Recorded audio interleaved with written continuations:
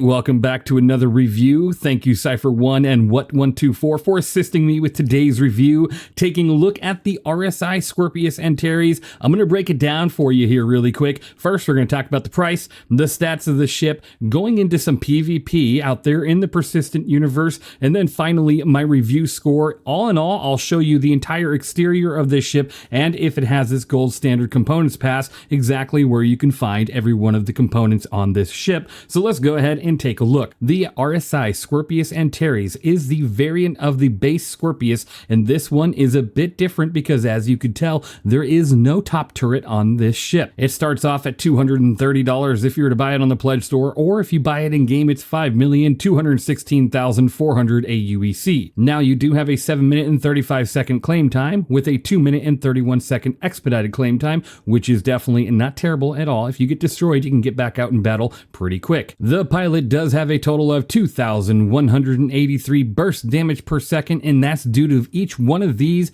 size 3 CF337 Panthers. Overall, you have 4 of them, and then the pilot has 16 size 2 Tempest 2 missiles on board this ship as well, allowing it to dish out quite a bit of firepower just from the pilot seat. Now, this is a 2-seat ship, and it's quite interesting because the co-pilot really just gets to sit there on their hands unless they're operating one of the 2 different devices on the ship, which, depending on what you're doing, you're either going to be using the Magstrand EMP Generator, which does 3,300 distortion damage at a max range of 1,100 meters. That's actually quite an excellent EMP generator, especially if you compare it to something like the Hawk or the Warlock. It's quite fantastic and actually can be quite useful, which you'll see in some of the PvP here in a second. And then you have the Tidelock Quantum Dampener, which is a jamming dampener that jams up to 5,000 meters.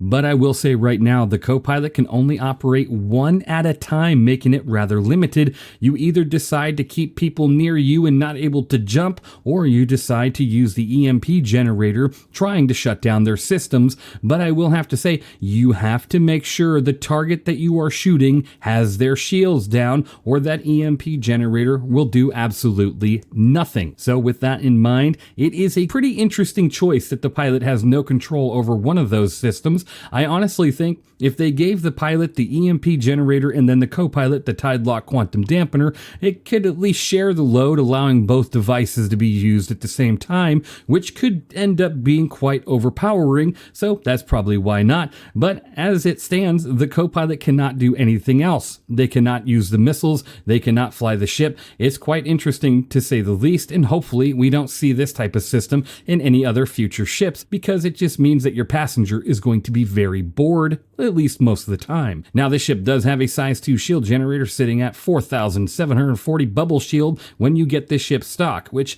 is an okay amount of shield, but you can definitely upgrade it to be a little bit more. The ship does have 43,660 ship HP, which makes it quite sturdy, especially if you compare it to something along the lines of the Hurricane, which is the competitor to this ship, which the Hurricane can outmaneuver it, but this ship can outspeed it as well as out healthpool it, which is quite an interesting thing compared to the two of them. The Scorpius does have a top SCM speed of 230 with a 590 forward boost, a 235 backwards boost, and a top nav speed of 1,385. If you look at its pitch yaw roll, it's sitting at 42, 34, 145, or boosted 50, 41, 174, which you can actually change some of these stats depending on what you want to go with. You can go ahead and get a different blade, as this is one of the ships that was given the opportunity to use a blade. So if you were to do that, you have the B blade or the TSB blade, as you see on screen here, changing subtle differences between its pitch yaw roll or speed. So if you want a little bit more control, you'd go with the B blade. If you want a bit more speed, you go with the TSB blade, which means you're probably going to outrun a lot of fighters that you get tangled up with,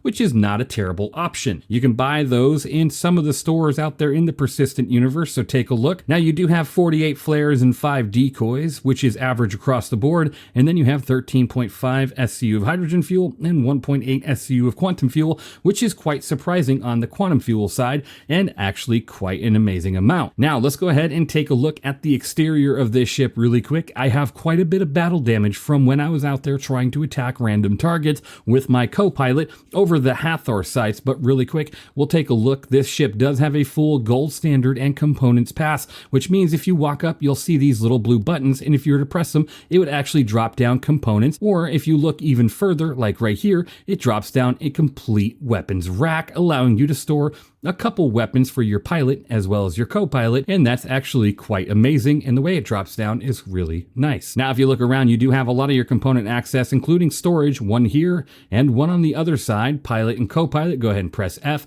and you'll be able to go ahead and put anything you want in there, and then you have components all over the ship, from the sides, the back, the top. It is literally everywhere, and we're going to go ahead and press some of these. This ship is quite flushed out compared to a lot of the newer ships that even released today, which I'm honestly glad that it is, because the less ships they have to upgrade in the future, the better.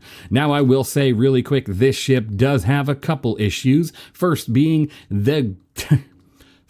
the time to get into the pilot seat, which is rather annoyingly long. I'm going to stand here for a little bit, wondering what's going on, wait for the ladder to go up, and then I'm going to take my sweet time getting inside, and guess what? The co-pilot has to wait through the entire animation, including the cockpit closing back up, the ladder controls going all the way back up, and now the co-pilot can go ahead and activate its ability to get into this ship.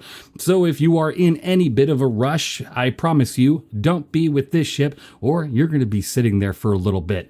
Now, another bug is currently, take a look at the screens right in front of me, they are dimmed and bugged. You can barely see them, which is honestly really difficult in a situation where you need to use your MFDs.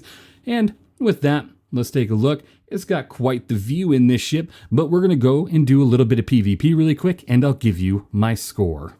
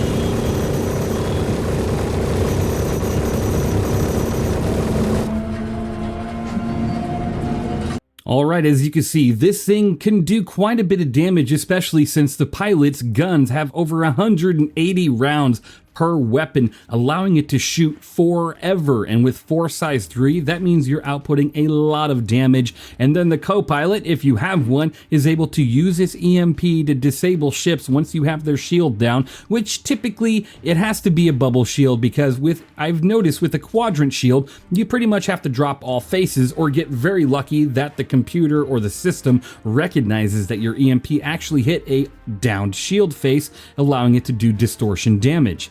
Now, other than that, the EMP generator sounds straight out of the movie Signs, which is really creepy once the co-pilot actually starts it up. You're sitting there going, oh no, I'm about to die. But overall, this ship here is in 77 out of 100. I will say its combat effectiveness is quite nice. It is able to do quite a bit, but the co-pilot sits there wondering what he decided wrong in his life to end up in that seat and not allowed to fire a gun or actually do anything to save his own life, other than operating a quantum dampener and an EMP that half the time might not even register that it hits your target. Otherwise, its whole effectiveness with its health pool, its maneuverability, its speed is quite fantastic, and then its cockpit effectiveness is not so great. Again, 2 seats, MFDs that are broken, the 50-second wait time just to get into the ship. It's not a good looking situation for it, but otherwise this is a great ship to have in some sort of org battle or a big fleet battle of some sort as a support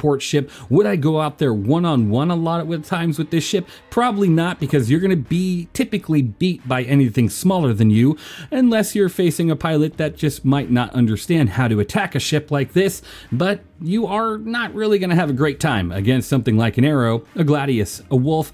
Most of the times. The videos today, I'd say it performed better than I expected. Thank you for watching. Thank you for being here. Let me know what you think of the RSI SCORPIUS Antares down in the comments below. And of course, I appreciate every one of you. You all are truly amazing. And I'll see you all in the next one.